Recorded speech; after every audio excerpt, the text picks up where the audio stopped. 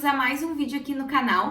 E no vídeo de hoje eu vim contar para vocês como funciona o processo para tirar a carteira de habilitação aqui na Austrália, especialmente, onde eu moro aqui em Sydney, porque cada estado muda um pouco.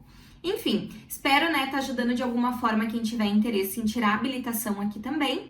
E bora lá começar o vídeo então. Bom, gente, eu vou fazer mais ou menos na mesma dinâmica que eu fiz o vídeo para falar sobre trabalho aqui na Austrália. Eu anotei algumas perguntas aqui no meu computador, então eu vou olhando e vou respondendo e a gente vai conversando. Para que eu tenha, um guia aqui, eu não esqueça de falar nada. E também, se sobrar alguma dúvida, vocês podem me deixar aqui nos comentários, que se eu não souber responder, eu procuro ajuda e dou um jeito de responder para vocês também. Enfim, primeira pergunta, posso dirigir com a carteira brasileira na Austrália? E sim, gente, é permitido dirigir aqui com a carteira brasileira, Só que no site do governo, eles exigem que tenha a tradução junto. Não especifica se é tradução juramentada ou não, mas o ideal, é que tenha a tradução juramentada junto para evitar problemas caso a polícia te pare, Mas, sim, é permitido dirigir com a carteira brasileira aqui. Então, gente, não necessariamente precisa ter a carteira de habilitação australiana para dirigir aqui. Mas tem dois motivos pelos quais as pessoas normalmente tiram a carteira. Um é em função de trabalho, que foi no meu caso, Eu queria muito fazer entregas de comida aqui de carro. Só que na época o Uber não aceitava a carteira do exterior. Então eu precisava ter 1 ano de carteira australiana. Então foi o que eu fiz, eu tirei a habilitação para poder, ficar apta para poder trabalhar fazendo as entregas de comida. E também tem outros empregos também, principalmente motorista de caminhão, algumas empresas, eu acho que os táxis também aqui funciona dessa forma, tu precisa ter a carteira australiana. Então o primeiro motivo é por questões de trabalho. E segundo, quando a tua carteira do Brasil ela vence, ou ela está vencida, consequentemente, tu está com o documento vencido, então tu não tem como dirigir com a carteira de habilitação do Brasil vencida, então as pessoas acabam tendo que tirar daqui. E eu recomendo, tá, gente, se vocês estão aqui e estão com a carteira do Brasil prestes a vencer, façam a carteira australiana antes de vencer a do Brasil. Por quê? Já entrando na segunda questão de como funciona, tá? Tem 2 jeitos para tirar a carteira australiana. Um, que foi do jeito que eu fiz, que é quando a tua carteira do Brasil não está vencida e tu consegue ir direto pro processo para pegar a carteira full license, que a gente chama, Que numa tradução bem grotesca seria carteira cheia, Licença cheia. E tem um outro jeito que tu tem que passar pelos processos, que é como funciona para, por exemplo, um adolescente tirar a carteira aqui na Austrália. Então, se tu não tem carteira no Brasil, se tu não sabe dirigir nem no Brasil, ou se a tua carteira venceu, tu precisa fazer o mesmo processo que um adolescente, pela primeira vez que vai estar dirigindo aqui, vai ter que fazer, entende? Que não é, a full license, que tu tem que passar pela learning, que tu vai ficar 1 ano tendo que dirigir com uma pessoa que tem full license do teu lado. Então isso também é muito complicado, porque nem sempre tu vai ter alguém que tenha carteira full license para estar sempre acompanhado contigo. Depois tem a carteira, depois que passa 1 ano na full license, é 1 ano no provisório 1 e depois mais 1 ano no provisório 2. Então só aí tu perdeu 3 anos tendo um monte de outras regras por questões daqui a pouco de ter deixado vencer a carteira do Brasil, entende? Então assim, não que seja impossível tirar a carteira daqui, mas quando a carteira já está vencida é um processo um pouco mais longo, que eu nem quero me aprofundar muito, porque eu não tenho muito conhecimento, mas eu sei que são esses 3, steps, que é o learning, o P1 e o P2. Diferente, que foi o meu caso, que eu já tinha carteira brasileira, não estava vencida, e eu já fui, para full license. Então, falando um pouquinho agora da full license, que é o que eu tenho propriedade para contar para vocês, funciona mais ou menos da mesma forma que no Brasil. A gente tem uma prova teórica e tem uma prova prática. Na prova teórica, tá? Diferente do Brasil, a gente não precisa fazer aquelas aulas que a gente tem no CFC, Que tem que ir lá, tem que fazer aulinha, tem livrinho, não é nada disso. A prova teórica, tu vai estudar por aplicativos, até vou botar uns aplicativos aqui na descrição do vídeo. E tu estuda, decora as questões, vai lá, paga uma taxa, se eu não me engano, $50, mais ou menos isso, e faz a prova teórica. Tu não precisa fazer aulas, tu pode estudar por conta, decorando, né, as respostas. No meu caso, eu rodei na prova teórica, porque eu achava que eu tinha estudado o suficiente, mas não tinha, né? Eu errei por alguns motivos bem tolos e no fim tive que repetir a prova teórica. Mas uma dica, né, para prova teórica: façam bastante simulados nesses aplicativos que eu vou deixar aqui embaixo para vocês, porque não tem nível de inglês que melhore ou pior. Claro, né, sempre o nível de inglês melhor vai auxiliar para uma coisa ou outra. Mas não adianta tu ter inglês e não estudar, entende? Então, na verdade, ele não depende tanto do inglês, depende mais de como tu se preparou para a prova. Então, estudem bastante, que não tem erro. Tu vai decorar as questões, tu vai sentar lá no computador deles, vai marcar, vai pagar a taxa, vai fazer a prova, que é na frente de um computador, tu faz sozinho. E se tu passar na prova teórica, tu já pode marcar a prova prática. Agora, falando um pouquinho da prova prática, tá? A prova prática, ela não precisa ter aulas também, que foi o meu caso. O que acontece, né? O Felipe, ele tirou a carteira antes que eu, né? Pra quem não sabe, o Felipe é meu marido. E ele pagou para fazer uma aula com um professor, como é que se diz? Com um instrutor. E ele pegou todas as dicas, que aqui muda, né? Algumas coisinhas nas questões do trânsito, do dia a dia. Então, o Felipe fez a prova com o instrutor, pegou as dicas, passou na carteira e depois ele me ensinou. Então, eu não tive gasto com o instrutor de autoescola, no caso, porque o Felipe já sabia todas as regrinhas para me ensinar.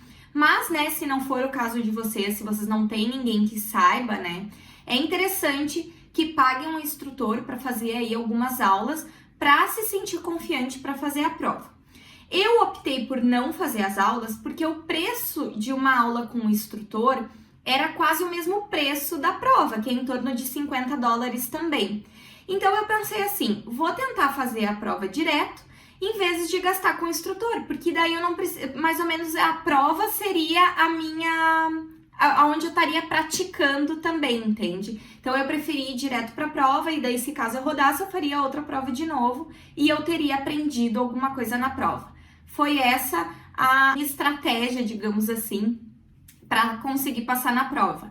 E deu certo, né? Eu consegui passar de primeira. Gente, eu trouxe para vocês até, eu tenho isso aqui guardado, tá? Que eu achei muito interessante, que isso aqui é mais ou menos o teste que o instrutor, no dia que tu for fazer a prova e estiver ali, né, te avaliando, ele vai completando. E por que eu tenho isso aqui guardado e por que eu trouxe nesse vídeo? Porque eu achei muito interessante aqui na Austrália, que não é no Brasil que tu vai lá e faz uma coisa errada e tu roda na prova, ou tu faz duas coisas erradas e tu roda na prova. Aqui eles têm um esquema que tu vai perdendo pontos e vai ganhando pontos. E se eu não me engano, tu precisa atingir 80 pontos para passar na prova, tá? Eu não sei se tu começa do 0 ou se tu começa do 100 e vai baixando ou vai aumentando. Não me lembro direito, porque faz mais de um ano que eu fiz a carteira. Mas tu tem chances de, por exemplo, fiz uma coisa errada, tu tem chances de reverter, porque tu vai ganhando pontos em outras coisas. Por exemplo, passar 25 km por hora no quebra-mola te dá alguma pontuação já extra. Então, daqui a pouco tu perdeu num detalhezinho e tu tá com medo que vai rodar, tu pode ganhar em outro. Eu acho que tem algumas coisas, obviamente, que tu roda de vez, se eu não me engano, é sinal vermelho. Eu não lembro direito o que é, mas é muito interessante essa questão que às vezes tu acha que tu tá fazendo uma coisa errada e na verdade, né, nem tudo está perdido. E o mais interessante é que eu terminei a minha prova com 109, ou seja, eu acho que eu comecei de 100, né, e fui ganhando pontos ao longo da prova. Então, se eu não me engano, é 80 que tu tem que atingir, ou 90, e eu fechei a minha com 109. Enfim, então esse é um dos aspectos também que é bem diferente do Brasil. Outra coisa que é muito diferente do Brasil é que aqui tu não precisa usar o carro do CFC que nem a gente usa no Brasil, né? Tu pode usar o teu próprio carro, que foi o meu caso também. Então eu fiz a minha prova aqui da Austrália, minha carteira de habilitação, num carro automático. Então isso é maravilhoso também. Eu não sei hoje em dia se no Brasil eles têm essa opção de carro automático. Eu lembro que na minha época não tinha. Então fazer as marchas era mais uma coisa que a gente tinha que se preocupar. Aqui na Austrália, graças a Deus, não tem esse problema, tu pode fazer no teu próprio carro, que tu já tá mais habituado, já se sente, né, mais confortável e, de certa forma, mais confiante também. Então, isso é ótimo. Se tu não tiver carro aqui, tu pode pagar e alugar um carro, ou tem um esquema, eu acho que tu faz com um instrutor, né? Daqui a pouco tu contrata um instrutor para te ensinar e tu pode alugar um carro com ele também. Eu não sei como é que funciona essa questão, porque tanto eu quanto o Felipe a gente fez com o nosso carro, mas é uma opção também. Voltando a falar um pouquinho dos valores, né? Eu falei pra vocês que a prova teórica é $50, a prova prática é $50, que é a taxa que tu paga, né? E caso rode, tem que pagar essas mesmas taxas de novo. E na hora que tu passa, tu tem que pagar a taxa para impressão da carteira de habilitação. E aí é quando encarece um pouco, mas tu pode escolher, né? Tu pode escolher para 1 ano, para 3 anos e 5 anos, se eu não me engano. Eu não lembro se tem opção para 10 anos, mas eu acho que não. Eu acho que é só 1, 3 e 5. E aí, conforme a quantidade de anos, mais vai encarecendo a carteira. No meu caso, eu peguei para 3 anos e saiu $138. Eu lembro porque tá escrito aqui atrás do meu documento. Então, é o que eu posso compartilhar de preço para vocês. Eu não lembro quanto é que é para 5 anos, mas se eu não me engano é 250, alguma coisa do tipo.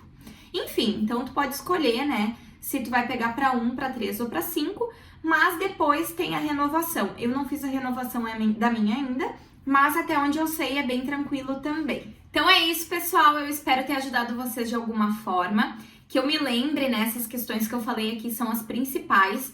Caso vocês tenham dúvidas em específico, me deixem aqui nos comentários ou podem me mandar um direct lá no Instagram.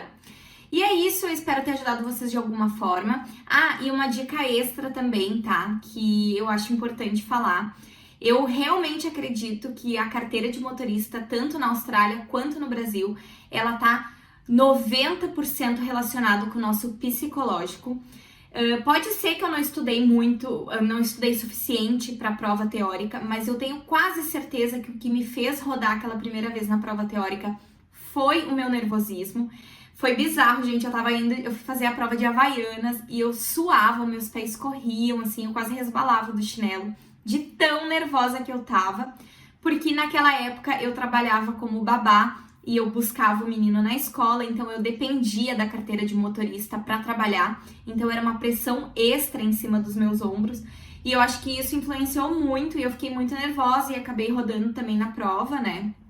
Talvez se eu tivesse menos nervosa, teria prestado mais atenção, feito com mais calma e não precisaria ter pago mais uma vez os $50 para fazer a segunda prova. Mas enfim, eu acho que o psicológico ajuda muito.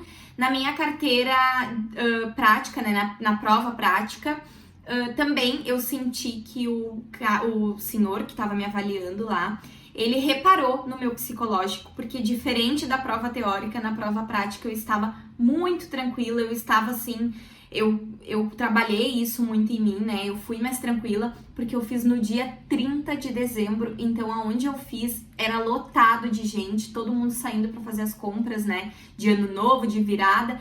Então, gente, assim, ó, eu trabalhei muito o meu psicológico antes, para que eu não rodasse na prática. E deu certo, então essa dica é uma dica, assim, que eu acho que vale a pena compartilhar. Espero que ajude vocês de alguma forma, vão com calma, vai dar tudo certo.